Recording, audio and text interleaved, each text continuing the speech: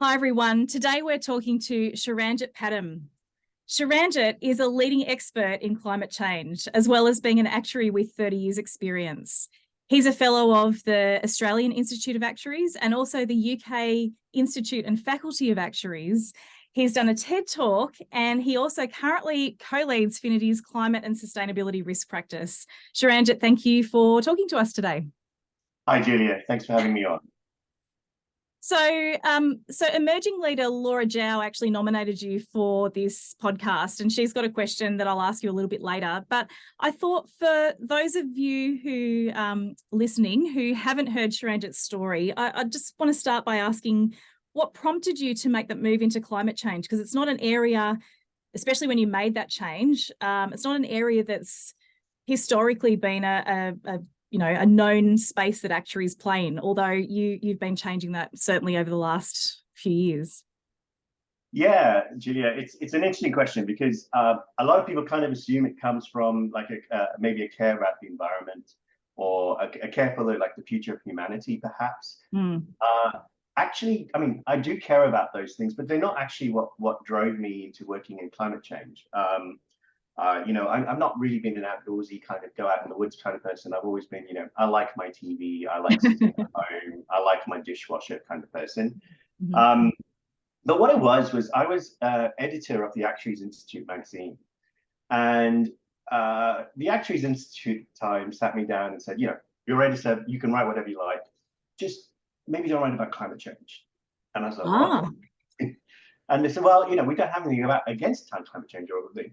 But what happens is when people write about climate change, we get a lot of complaints, particularly from some more senior, been around for a while actuaries. Wow. I was like, oh.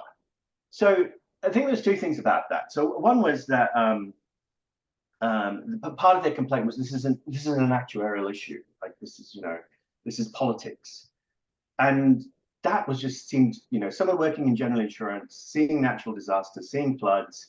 I was like, no, this is an actuarial issue, very much an actuarial issue. And the other part to it is someone told me I couldn't do something. And I'm afraid I'm that person who, when someone tells me not to do something, I'm like, why? What's going on?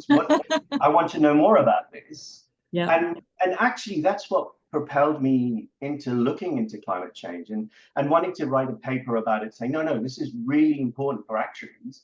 And up till then, I kind of hadn't sort of put my own effort into it because there are lots of people thinking about it and doing it and happening. But yeah, it was A, the absurdity of it, and B, that someone told me I couldn't do it. Right.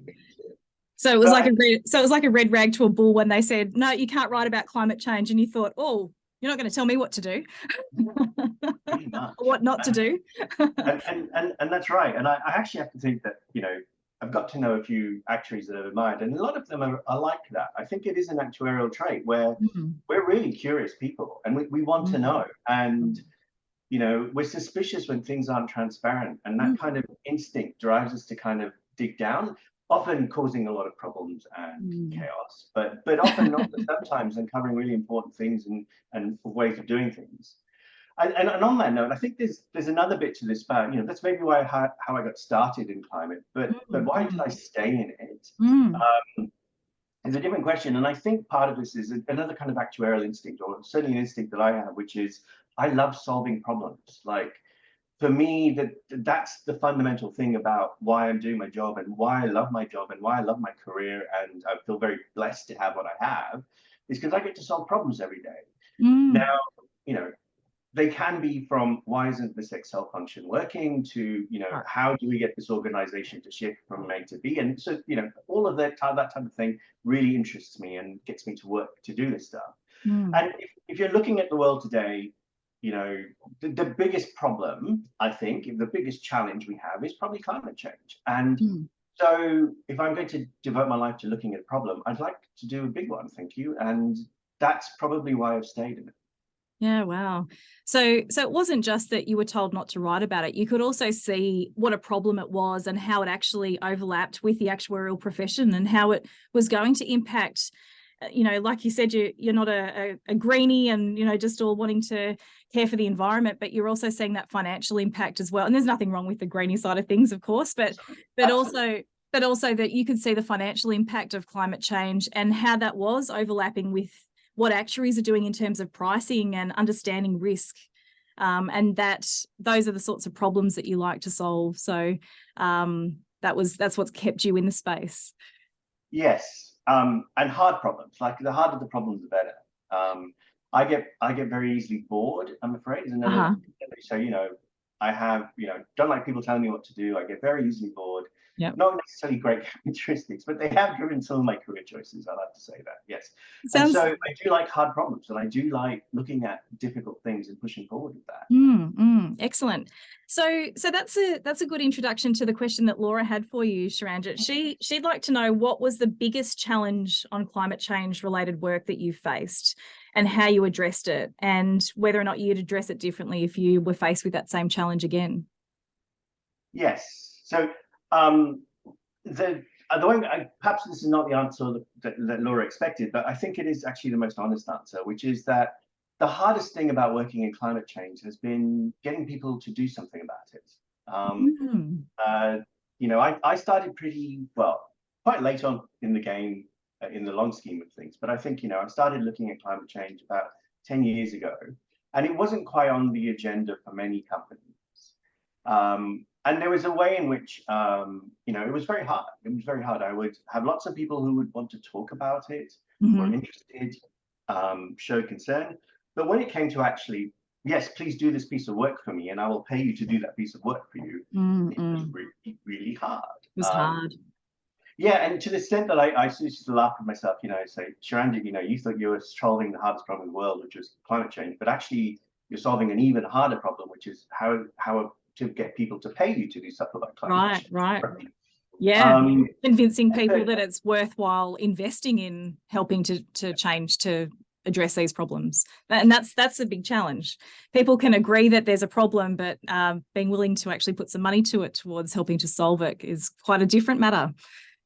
Yeah, and I think I grew up very quickly in my actuarial practice and my consulting, right? When I realized that, so a lot of the work that actuaries will traditionally do, and a lot of work I'd done up to then, had been, very much everybody agrees it has to be done. It's just someone to do it, someone to do it well, and you just got to do that. Whereas acting on climate, or getting companies to thinking about the financial impact of climate and what it will do for their risk and what's their strategy to manage it, and those things, there wasn't a requirement for anyone to do that. I think, of course, there's a requirement to do that, but anyway, there wasn't a requirement. So it got me thinking a lot about how do people actually make decisions? How do people, what drives organizations? How do people think about this? And I think, once you step into that world outside of traditional actuarial domains, it becomes a very interesting place.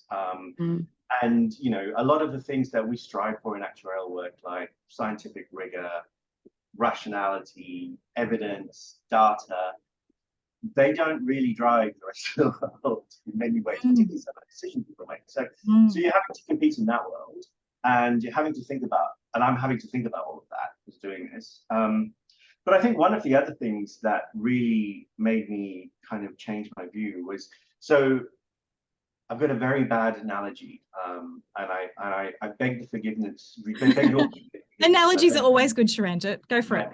So I think what a tree. Let's use the tree as an analogy, right?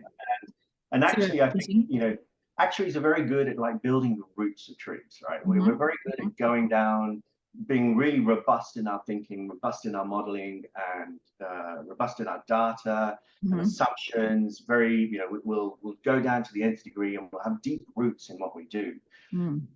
But actually, most people only see, or dare I say, care about, is what's above ground. And even then, some of them may be interested in what's in the trunk and branches, but actually most of them just want what's the fruit at the end of it. And so you have to, as you kind of grow in your actuarial career, well, certainly I had to, so stop talking about the roots, right? Stop talking about which GLM you're using now, and start talking about the roots, and start talking about you can, but you can't let go of the roots, because you want to build something. You want a tree that will be resilient. You need the foundation. Yeah, you need the foundations. But and I think a lot of a lot of things that have happened, you know, and how do I talk about the fruit, knowing about the roots, but not talking about the roots? And Right. right. And so I think that's kind of a really important thing, what has been really important for me moving into sort of non-traditional areas, right? Because no one cares about the fact that we as actuaries necessarily can build really good models or can understand the data and can figure out how to interpret the science and apply the science, which is a lot of what we do. What they care about is how does that then benefit them, and what are the fruits for them? And so I think that's been a really, you know, like I said, I grew up very quickly in that time frame of talking to people and saying, you know, going in with a very naive belief that, you know, people understand that this is risky and that they're going to lose money. They'll want to do something about it. That wasn't always the case. Yeah. Yeah. So it sounds like the biggest problem for you was then how to communicate with maybe non-actuarial stakeholders and convince them to engage you to help them without just talking about what it is that you would do or the tools that you would use. And I can certainly relate to that in my work in health and human services. You know, often I don't even say I'm an actuary because my clients don't often know what an actuary is. And you have to get good at sort of talking about the fruit, talking about what it is that how that you can help them, rather than saying, well, I'm great at coding in this coding language, or I'm great at, you know, doing these Excel functions. They don't care about that. They're interested in what you can do to help. So when you made that realization, how did you change the way those conversations went? How did you address that problem to turn the tables? Because you're not still trying to, you know, get people on board or convince people about the importance of actuaries being involved in climate change. I mean, in fact, you know, you were Insurance Leader of the Year last year in 2022. So you've got quite a high profile outside the actuarial profession. How did you start to change those conversations? What was it that shifted as you say, as you sort of grew up in your consulting and had different conversations to get people on board? Yes. So I think part of it, a lot of it was actually thinking about what it was that the individuals I was talking to cared about, and what were their objectives, and how did I show that this would help them achieve their objectives. So a lot of it was very tactical at that level and probably not very generalizable, but certainly the whole thing about listening, thing about understanding where someone is coming from and what their concerns are and what their values are. And in a way, you know, at that point I was going back to the problem definition has changed, but it's still a problem. It's still a really interesting problem, and I still want to solve it, right? So that was also part of it. I didn't lose that way of doing things, but understanding that, you know, the chief risk officer will think about things like this. The chief financial officer will think about things like this. There's no actuary in sight, and these are the people making the decisions, right? So that's not a card that I can play or necessarily would advantage me in playing that. So it was much more about understanding the drivers, understanding one of the biggest drivers for action on climate change is actually external to companies. It's what their investors are concerned about.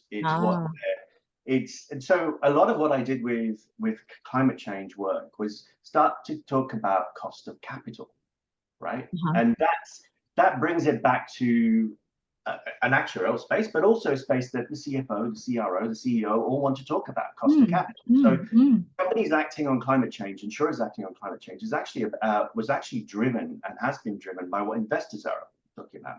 And if their cost of capital, because the investors say, no, you're not managing climate change, you've got an extra risk. We're going to charge you for that risk, either through a higher cost of capital or, you know, we're not going to pay for your shares as much.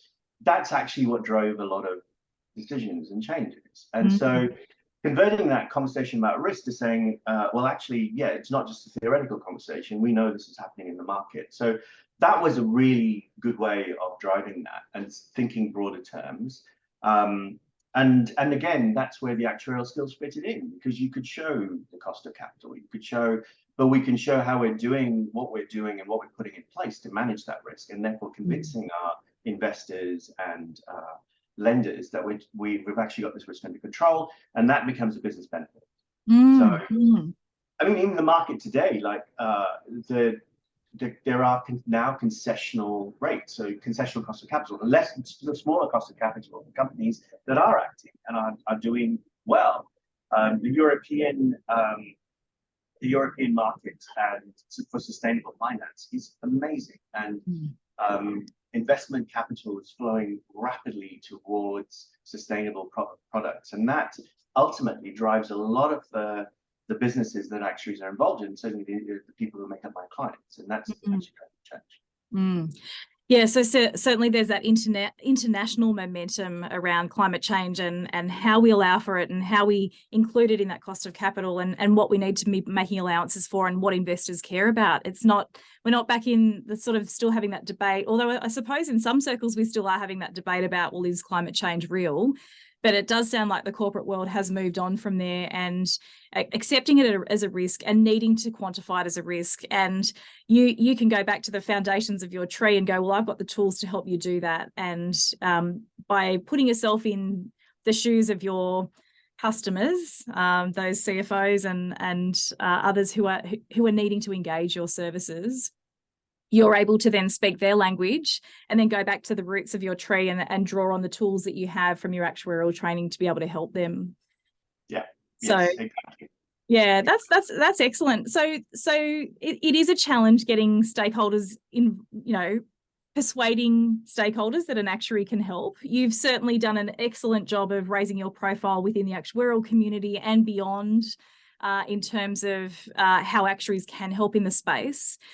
I wonder, though, how do you find, as you're growing out a practice of actuaries working for you, how do you find supporting those people coming into the profession and wanting to make a difference? And maybe they are more motivated by, caring for the environment as well. How do you bridge that kind of gap? Because I know sometimes actuaries say to me, oh, you work in health and human services. What pricing do you do? What reserving do you do? And I'm like, no.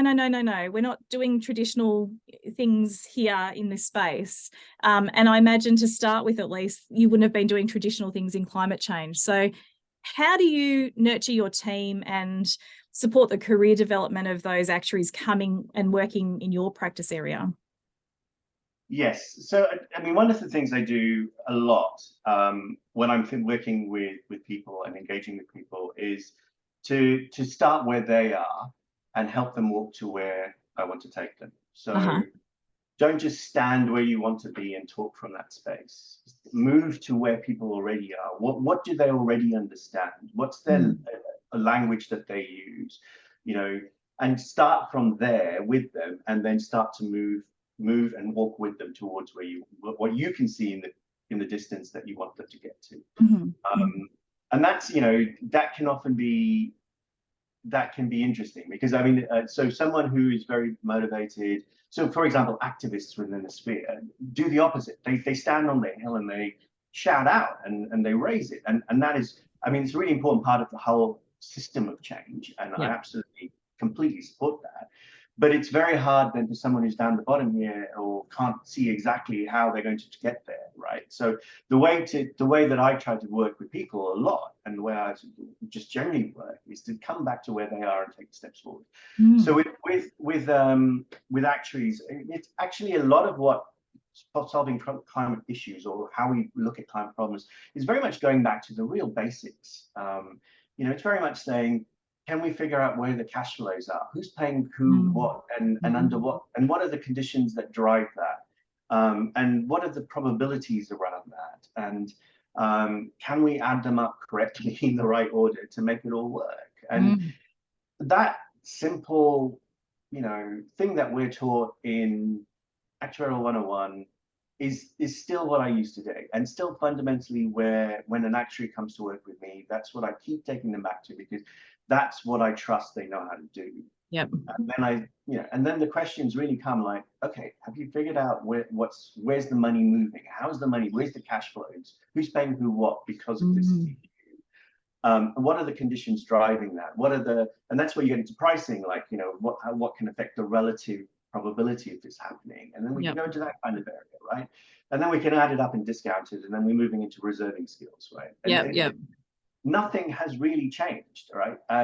But what I have to often unteach them is, necessarily going to a lot of detail in one specific thing and say, think about what are the big drivers for the final number. What are the things that really matter? Let's focus on those, and let's not worry too much about these little ones. So skills like sensitivity analysis is constantly using that in what I do, right? And once you have that idea, then it works forward. And then climate change, a lot of it is about scenario analysis, because we don't know what's going to happen in the future. We can't actually make rational predictions about it because they depend on political action, what's going to happen. So we need to do scenario testing. And so that's, again, how do these scenarios change the cash flows? How do they change the probabilities of those cash flows? How do they change, what's the relativities happening in here? And fundamentally, we go back to that. So I try to talk that because I know that my actuarial audience will engage with that. And then they start to see, okay, well, this is a really important factor over here, and we don't have much data on it. And say, okay, great. Go and find the data, think about how it will affect it, and that will prove the answer. And you've already done the sensitivity testing that says it's worth digging down here, because if it's changed by 1%, our answer blows up by 100%. So we need to know that number, right? And so all of that is actuarial 101, and all we're doing is applying it in a different context, and with a different bunch of people paying a different bunch of people money under different circumstances, but it's still fundamentally that. Yes, yeah. So it's still going back to your actuarial 101. It's still going back to those foundations in the tree, the roots of the tree. It's just that instead of growing an apple tree in general insurance, we're growing an orange tree or something slightly different. It's a slightly different application. Yes. Yeah. That's amazing. How lucky for those people to be working in your team, Sharanjit.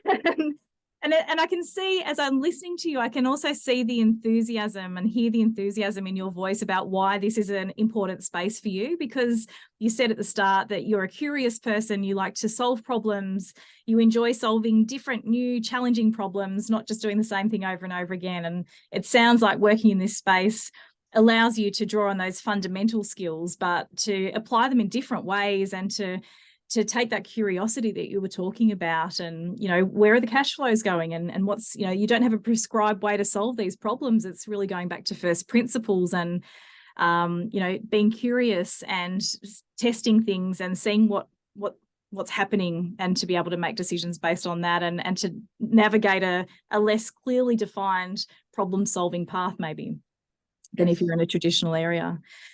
So, okay, so we've talked about how you navigate outside the actuarial profession and how you speak the language of important stakeholders who might engage actuarial services to help. We've talked about how you engage with your team and how you develop actuaries in this space as well. I'm busting to ask you about your TED Talk, because that's a public audience. It's a wider audience. You don't know exactly who's going to be listening. Often we think, oh, who would want to hear a TED Talk from an actuary? Because, people don't know what actuaries do. But what was that like for you? And how did you design a talk? And I've listened to it. I'll put the link in the show notes. It was a fabulous talk. How did you design a talk that was so engaging for such a wide audience, outside the profession, even outside financial services, but more of a community audience? What was that like? Thanks, Julia. And I'm really glad you enjoyed the TED Talk. I have to say, I find it hard to watch because I can see all the things I didn't quite pull off and all those things. So but nobody knows that, Sharanjit. Only you. I know, but I know. I know, right? So, and there is part of that. So, I have to say, it was a lot of fun. It was just ultimately, it was a lot of fun, and it was a new problem. It was a new shiny thing. I'd never done this before. How do I communicate with a general audience about a topic? And I have to say that the team at TEDx were fantastic. They coached you through, and we had to do a lot of iterations. I'll put it that way, because one of the fundamental challenge was, if they wanted a talk to a layperson about climate change, then I would have been fine. I would have lots of things I could talk in a layaway. Sure. But what they said is, no, they didn't want me just to do that. They wanted me to talk about, what does it mean for banks? What does it mean for insurers? And how are these guys looking at it? And how are they using risk management tools to think about all of this stuff? And that's how they found me, because they were saying, we want to talk, the theme that they were curating I don't remember the full details of it, but it was beautiful. And they wanted a risk expert to come in and talk about it. And they wanted someone to engage with the financial services industry in the whole tapestry of things that they were creating. And that's how they sought me out. So they wanted that, but I didn't really want to talk to them about cash flows and probabilities and stress testing and scenario analysis. That wasn't going to work for the general audience. And I did try a few creative ways to make that work, but as I said, we iterated beyond that one. Okay. So that was the fun challenge of that. And I think what you see at the end is that kind of trying to balance it, trying to find ways to help people understand how it affects their world, but also to walk them towards how the banks see the world and how the insurers see the world and how they make decisions. And what is it that, how can those two things interplay? Like, what can you do to influence what the banks do, and how can they do things to make it, to solve some of these problems? So that was it. The biggest challenge, though, I mean, that was one challenge. Like, how do I navigate this audience? And it sounds like you had a lot of, it sounds like they kind of coached you through that as well. You had a lot of support to sort of make sure that it was on message for that audience. Yep. Yeah, and I requested it. And, people have different experiences. Some don't want, some people who speak know what they're going to say and would rather the TEDx people didn't give them any coaching. Other people like me were like, help me. Right? Yep.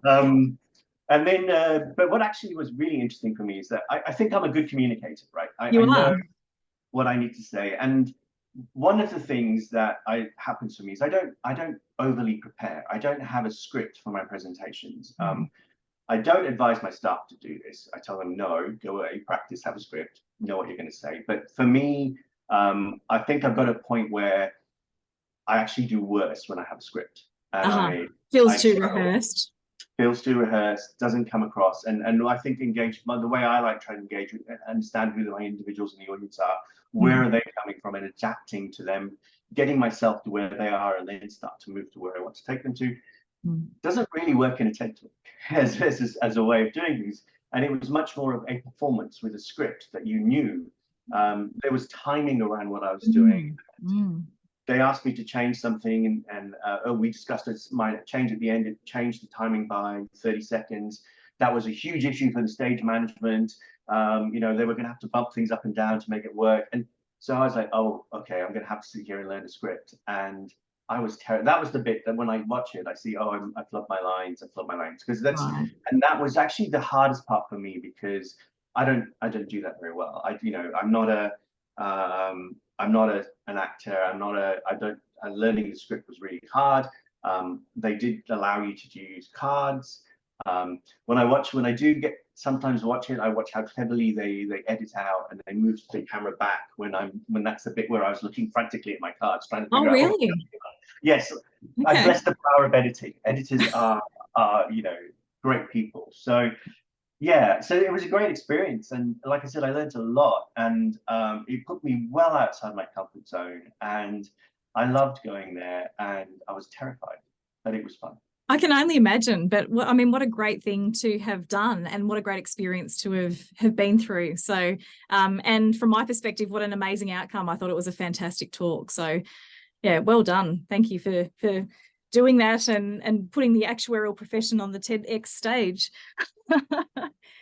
So Sharanjit, we've talked about why you got into climate change, what you love about it, and how you enjoy solving problems and being curious, and to make your life's work in this important space.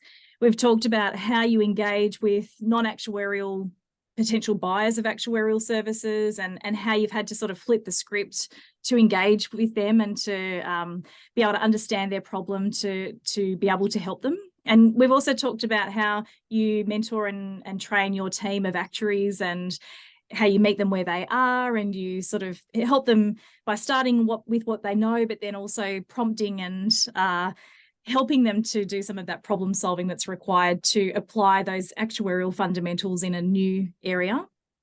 And we've talked a little bit about what it was like doing a TEDx talk, which I personally think is just absolutely amazing. So thank you so much for sharing your thoughts on that.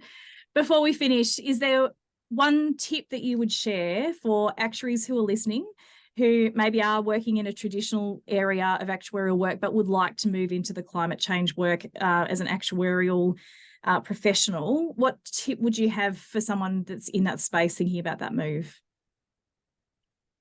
So I would say that you need to learn the language of climate change. You need to understand what are the problems people are trying to solve, and it doesn't take a lot of research or hard work to do that, but you do need to have that basic fluency. And I do look, when I talk to people who are in this, like, say, if I talked about an RCP, would you know what I was talking about? And those types of things, right? So yeah, do your basic research and think about that. And you don't have to be a climate scientist. You don't have to go off and do a master's in climate science. And in fact, that's probably not what we need.